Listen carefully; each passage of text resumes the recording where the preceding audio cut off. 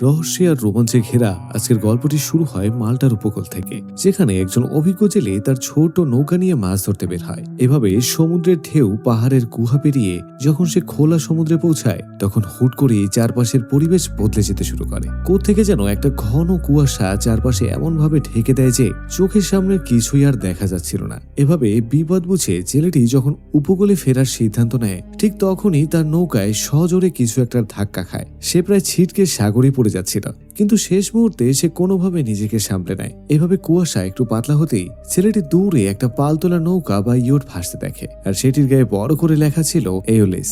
এরপর জেলেটি বারবার চিৎকার করে জাহাজের কাউকে ডাকার চেষ্টা করে, কিন্তু ওপাশ থেকে তখন কোনো সারা শব্দই ভেসে আসে না। এভাবে কৌতূহলী হয়ে সে জাহাজটিকে তদন্ত করার সিদ্ধান্ত নেয় এবং নিজের ছোট্ট নৌকাটিকে একটা শক্ত দড়ি দিয়ে বড় জাহাজের সঙ্গে বেঁধে তারপর উপরে ওঠে। এভাবে ভেতরে ঢুকে সে অবাক হয়ে দেখে যে পুরো জাহাজটি একেবারে জনমানবহীন খালি, অথচ সেখানে খাবার, পানি আর বেঁচে থাকার মতো সব রসদই মজুদ ছিল। সে জাহাজের রেডিও ব্যবহার করে কোথাও একটা যোগাযোগ করার চেষ্টা করে, কিন্তু সেখানেও ছিল কেবল নিরাপত্তা। এভাবে কিছুক্ষণ তল্লাশি চালিয়ে সে যখন নিজের নৌকায় ফেরার জন্য ডেকে আসে, ঠিক তখনই তার পায়ের নিচ থেকে মাটি সরে যায়। এরপর সে দেখতে পায় যে শক্ত করে দড়ি দিয়ে সে তার নৌকাটিকে বেঁধেছিল, কিন্তু বড় নৌকাটি সেখানে থাকলেও তার ছোট্ট নৌকাটি রহস্যময়ভাবে গায়েব হয়ে যায়। এভাবে বাইনোকুলার দিয়েও অনেক খোঁজাখুঁজি করেও কুয়াশার কারণে সে তেমন কিছুই দেখতে পায় না। এভাবে এর কিছুক্ষণ পর পরিষ্কার হলেও তার নৌকার কোনো চিহ্নই খুঁজে পাওয়া যায় না। এভাবে নিরুপায় হয়ে সে বড় জাহাজটির ইঞ্জিন চালু করে আর তীরের দিকে যাওয়ার চেষ্টা করে, কিন্তু তখন দেখা যায় যে ইউটির ইঞ্জিনটি বিকল হয়ে পড়ে। এরপর নিচে গিয়ে সে দেখতে পায় একটা বাথরুমের দরজা নিজে থেকেই বন্ধ হয়ে যাচ্ছে। এরপর সে সেটাকে বাতাসের কারসাজি ভেবে সামনে এগিয়ে যায়। এভাবে অনেক চেষ্টার পর তার যন্ত্রপাতি দিয়ে সে ইঞ্জিনটি মেরামত করার জন্য সে সক্ষম হয় এবং কম্পাস দেখে তীরের দিকে যাত্রা করতে আরম্ভ করে দেয়। এভাবে একটু স্বস্তি পেয়ে যখন সে সমুদ্রের ধারে দাঁড়িয়ে হালকা হতে যায়, তখন জাহাজের বিশাল পালটি হঠাৎ করে ঘুরে এসে তাকে ধাক্কা মারে, কিন্তু সে অলৌকিকভাবে রেলিং ধরে ঝুলে পড়ে এবং এতে করে তার প্রাণ বেঁচে যায়। এরপর সে বাথরুমে গিয়ে কাজ সারতে শুরু করলে প্রথমে বিষয়টাকে স্বাভাবিক মনে করলেও হুট করে বাথরুমের দরজাটি নিজে থেকে বন্ধ হয়ে যায়। প্রথমে সে বিষয়টাকে স্বাভাবিক মনে করলেও পরক্ষণে সে বুঝতে পারে যে সে ভেতরে আটকা পড়েছে। দরজাটি যেন বাইরে থেকে কেউ লক করে দিয়েছিল।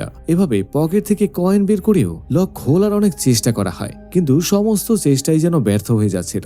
এরপর আয়নার পেছনের ড্রয়ারে সে একটা রক্তের দাগ দেখতে পায়, আর যা দেখে তার মেরুদণ্ড দিয়ে একেবারে হিমশীতল স্রোত বয়ে যায়। দেখা যায় জীবন বাঁচাতে সে সেখান থেকে একজোড়া কাঁচি তুলে নেয় এবং তালা খোলার জন্য মরিয়া হয়ে চেষ্টা করতে থাকে। এভাবে বাথরুমের ভেতর আটকা পড়ে ছেলেটি যখন কাঁচি দিয়ে তালা খোলার আপ্রাণ চেষ্টা করছিল, তখনই বাইরের রেডিওতে একটা সতর্কবার্তা ভেসে আসে। জানানো হয় একটা বিশাল কার্গো জাহাজ তাদের দিকে ধেয়ে আসছে এবং সংঘর্ষ এড়াতে সে যেন দ্রুত তার দিক পরিবর্তন করে নেয়। ছেলেটি তখন বাথরুমের ছোট্ট জানালা দিয়ে তাকিয়ে দেখে মৃত্যু যেন দানবের মতো তার দিকে এগিয়ে আসছে।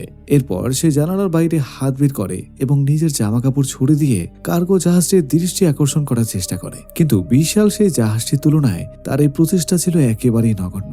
এমনকি সে জানালা দিয়ে মাথা বের করার চেষ্টা করে, কিন্তু তাতে সে ব্যর্থ হয়ে যায়, কারণ এই জানালাটা ছিল একেবারেই ছোট্ট।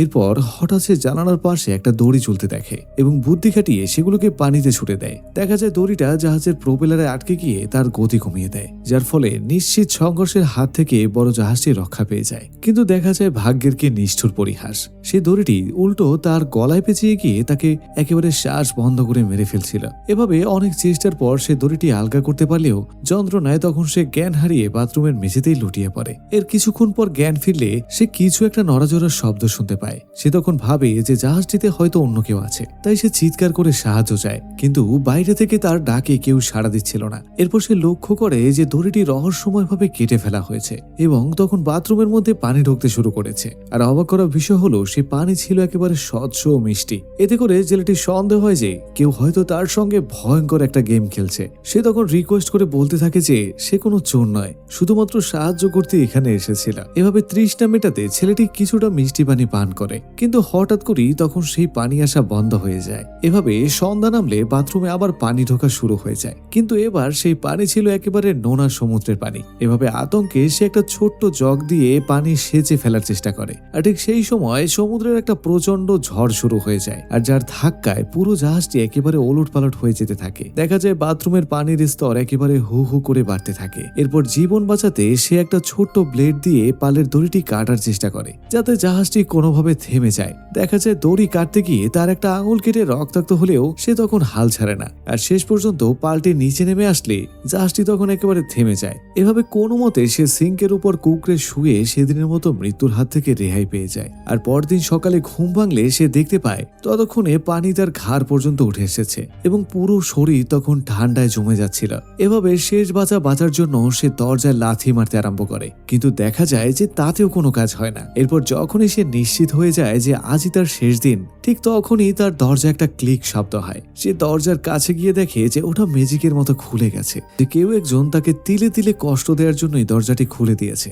সে পাগলের মতো পুরো জাহাজে সেই মানুষটিকে খুঁজতে আরম্ভ করে, কিন্তু সে কাউকে দেখতে পায় না। দেখা যায় জাহাজের দুটো ছিদ্র দিয়ে ভেতরে পানি ঢুকতে থাকায় সে বুঝতে পারে যে জাহাজটি যে কোনো সময় ডুবে যেতে পারে। তাই সে ডেক থেকে কিছু বয়া সংগ্রহ করে এবং একটা ভাঙা দরজার কাছে সেগুলোকে বেঁধে বাঁচার একটা নতুন ছক আঁকতে শুরু করে। এরপর সে তার বানানো ভেলাটি সাগরে ভাসিয়ে তার উপরে চড়ে বসে। এরপর সে কিছুটা দূরে গিয়ে অপেক্ষা করতে থাকে সেই অ্যালোইস নামে ভুতুরে জাহাজটির তলিয়ে যাওয়ার দৃশ্য দেখার জন্য। কিন্তু অবাক করা কাণ্ড, অনেক সময় পার হয়ে গেলেও জাহাজটি তখন আর ডোবে না। এভাবে উপায় না পেয়ে সে আবার জাহাজে ফিরে আসার সিদ্ধান্ত নেয়। এরপর জাহাজে উঠে ফুটো হওয়া সেই অংশগুলো মেরামত করতে শুরু করে এবং একটা পাম্প দিয়ে জমিয়ে থাকা পানি সেচে ফেলে। আর এরপরে সে বারবার রেডিওতে সাহায্যের জন্য তখন মেসেজ পাঠাতে শুরু করে, কিন্তু প্রতিবারের মতোই ওপাশ থেকে কারোই কোনো শব্দ পাওয়া যাচ্ছিল না। এভাবে মেরামত কাজ করার সময় হঠাৎ করে সে দূরে একটা মালবাহী জাহাজ বা ফ্রেইটার দেখতে পায়। এভাবে সে আশার আলো দেখতে পেয়ে দ্রুত সেই ভেলা নিয়ে